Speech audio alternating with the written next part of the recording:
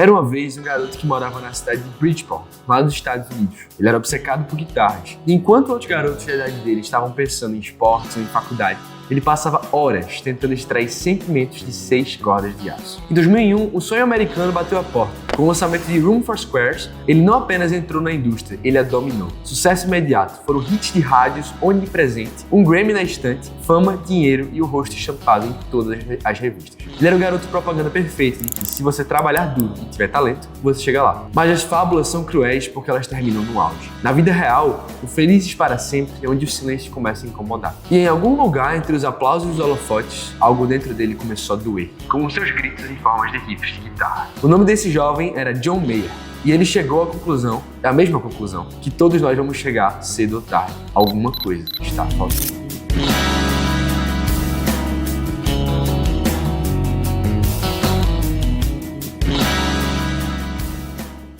Fala, Barca! Tudo bem? Meu nome é Daniel Ascioli e eu vou estar aqui com vocês hoje, porque hoje a gente vai estar mergulhando na alma de uma famosa composição que é, na verdade, uma grande confissão de insuficiência. A música Something's Missing, do John Mayer. O que iremos fazer hoje se chama exegese cultural. A palavra exegese significa, literalmente, o ato de extrair o significado, interpretando a essência de um artefato. Lembra de dar aquele like no vídeo e de já se inscrever no canal para receber os conteúdos que a gente vai produzir ao longo do ano. Vamos começar?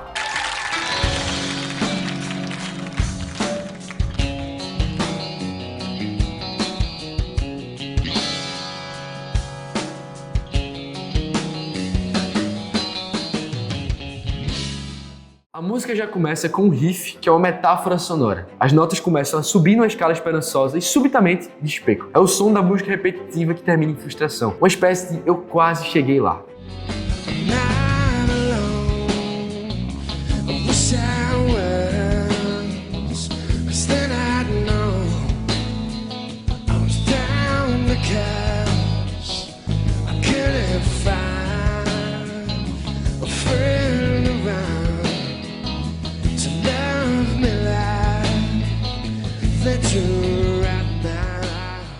Logo na primeira estrofe, o Mayer quebra as nossas pernas. Ele começa dizendo: "Eu não estou sozinho e eu queria estar, porque aí eu saberia que eu estou triste porque eu não consigo achar um amigo por perto que me ama como eles me amam agora". Nessa primeira parte, a gente já vê uma grande subversão, porque as maioria das canções, elas falam de tristeza e de solidão, geralmente por falta de companhia. Mas Mayer, ele tá falando de algo muito mais assustador. Ele tá falando de uma solidão acompanhada. Ele deseja estar sozinho para que a sua dor tenha uma explicação lógica. Se eu estivesse sozinho, eu saberia porque eu estou triste. Mas ele é amado, ele é cercado de gente e a dor continua lá. Ele então desloca o olhar das pessoas para as coisas.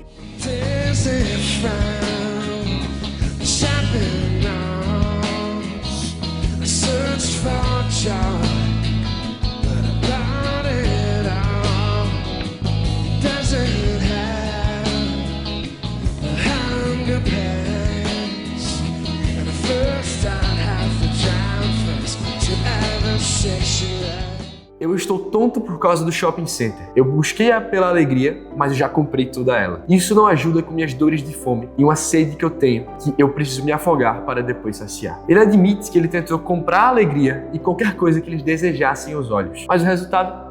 Tontura. Ele estava entupindo o estômago com coisas que não nutrem. E é interessante como ele descreve uma realidade paradoxal, onde ele come de tudo, mas ainda assim sente dores de tanta fome e tanta sede. Quanto mais ele bebia, mais seco ele ficava. Quando a gente chega ao refrão, a música atinge um patamar de honestidade brutal. O Mayer canta: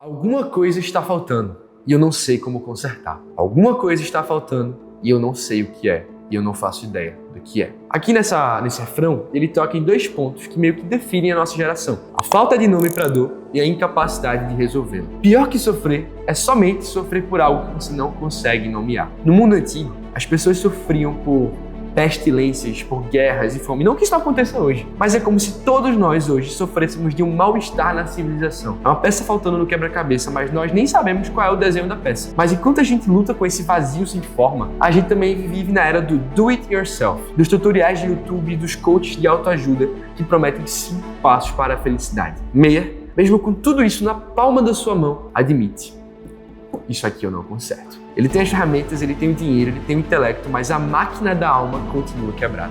Essa repetição do "eu não faço ideia do que é isso" é o grito de quem percebe que nós somos analfabetos sobre o vazio do nosso próprio coração. Depois, ele avança na música para uma imagem poética, belíssima e terrível.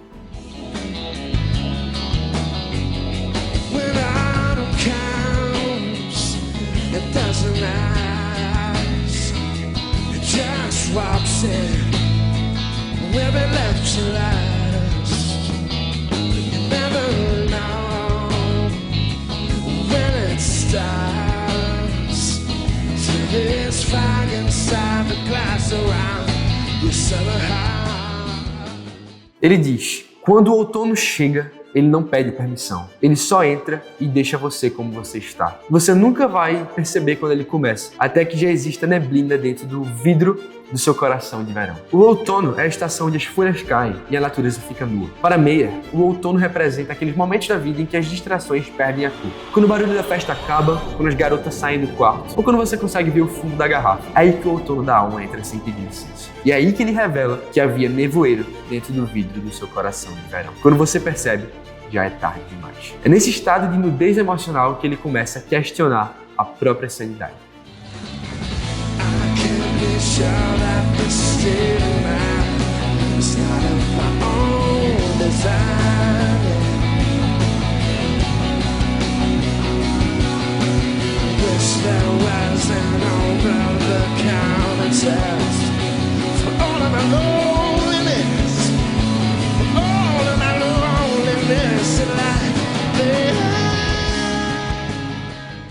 Eu não consigo ter certeza de que esse estado de mente é culpa minha. Eu queria que tivesse um teste de balcão para a solidão, para uma solidão como essa. Ele começa a se perguntar: será que sou eu o problema? Será que eu fabriquei essa tristeza? Ele chega a desejar que existisse um teste de farmácia, um teste de balcão para uma solidão que ele sente, porque essa solidão é tão real que ela dói como se fosse uma patologia física, mas sem cura química.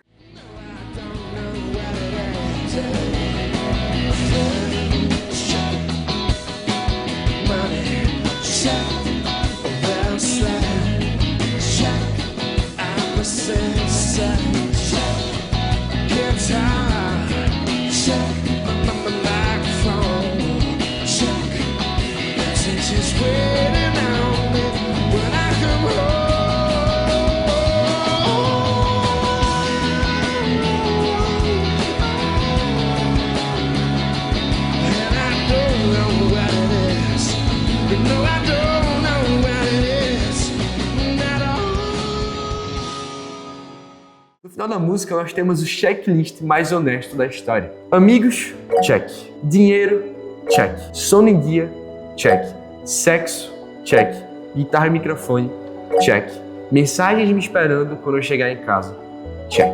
Ele tem todos os ingredientes da receita da felicidade moderna. No entanto, ele encerra com uma pergunta que ecoa no vazio: como pode tudo que eu acho que eu preciso vir sempre com baterias? O que é que isso significa? O que ele está dizendo nesse trecho final é o seguinte: tudo que eu conquistei tem um prazo de validade. Tudo que eu possuo depende de uma fonte de energia externa, que no final de tudo vai acabar. E essa conclusão do Meir é assustadora, porque ela coloca um espelho na frente dos nossos próprios sonhos. Nós passamos a vida inteira construindo impérios de areia, castelos que vão desabar, projetos de vida, de carreira, acúmulos de bens, que no final de tudo nada mais é do que uma busca por uma identidade, muitas vezes impecável nas redes sociais, enquanto no fundo do nosso quarto somos tão vazios quanto bonecos de plástico. Nós vemos a essência dessa realidade no que disse um poeta brasileiro, Chico César. Ele disse o seguinte: coisas são só coisas, servem só para tropeçar. Tem seu brilho no começo, mas quando eu viro do avesso, são fardos para carregar. A gente também vê o que o filósofo contemporâneo Byung-Chul Han diz em sua obra Sociedade do Cansaço, e ele explica exatamente o que Meyer sentiu. Han diz que as patologias do nosso século, como depressão, ansiedade, burnout, vêm todas de uma espécie de excesso de positividade, uma autocobrança e uma busca constante por ser melhor, conquistar o melhor, ter tudo, ter do máximo e estar no topo. A gente vive numa sociedade que meio que prega um anti-evangelho, onde ninguém mais é e todos devem buscar ser. Você nunca é bom o suficiente, você nunca tem o suficiente. Mas o problema é que, se a felicidade está no ter ou no fazer, ela nunca vai chegar. Porque sempre vai haver um novo modelo de iPhone, um carro mais alto ou um riff mais complexo para ser tocado. John Mayer é a prova viva de que chegar no topo na montanha não garante que você vai ter oxigênio para respirar. A grande verdade é que nada nesse mundo é capaz de suprir esse vazio. Sabe por quê? Porque nós não sentimos sede de algo, mas sim de alguém. Há séculos, Agostinho de Hipona resumiu o drama de John Mayer e o nosso na seguinte frase: fizeste-nos, Senhor, para ti, e o nosso coração anda inquieto enquanto não descansar em ti. Fomos projetados com um espaço que tem o formato do infinito. Tentar preencher esse espaço com coisas finitas, como guitarras, dinheiros ou aplauso, é como tentar encher o oceano com colheres de chá. Lá em João 4, a gente vê Jesus encontrando com a mulher samaritana ao poço. Ela buscava saciedade em relacionamentos, mudando de marido como quem muda de roupa. Ela tentava preencher o something's missing dela.